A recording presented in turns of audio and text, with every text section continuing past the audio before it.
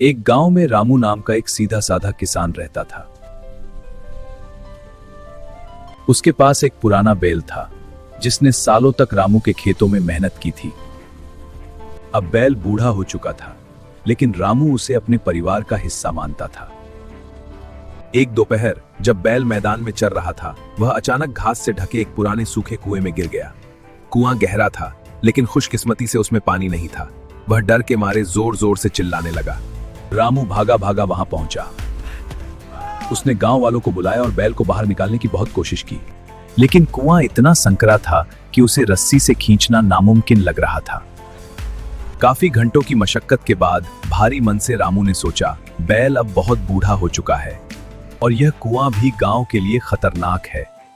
इसे बंद करना ही ठीक होगा। उसने फैसला किया कि बैल को उसी में दफन कर दिया जाए ताकि वह तड़प तड़प कर न मरे। उसने अपने पड़ोसियों के साथ मिलकर फावड़े उठाए और कुएं में मिट्टी डालना शुरू कर दिया। जैसे ही पहली बार मिट्टी बैल की पीठ पर गिरी, वह समझ गया कि क्या हो रहा है। वह और जोर से रोने लगा, लेकिन कुछ ही देर में वह शांत हो गया।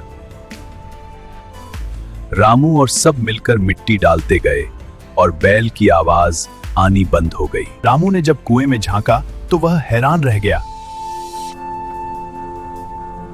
जैसे ही लोग ऊपर से एक टोकरी मिट्टी डालते, बैल एक अद्भुत काम करता है। वह अपनी पीठ को जोर से हिलाकर मिट्टी नीचे गिरा देता, फिर उस गिरी हुई मिट्टी के ढेर पर एक कदम ऊपर चढ़ जाता। जैसे जैसे लोग मिट्टी डालते गए, बैल मिट्टी को झटकता रहा और एक एक कदम ऊपर आता रहा। गांव वाले मिट्टी डालते रहे और बैल ऊपर चढ़ता रहा। देखते ही देखते शाम होने तक कुआं मिट्टी से भर गया और वह बूढ़ा बैल शान से कुएं के किनारे से बाहर निकलकर अपने मालिक रामू के पास पहुंच गया। पूरा गांव दंग रह गया। समस्याएं आपको दफनाने के लिए नहीं, बल्कि आपको ऊपर उठाने के लिए आती हैं।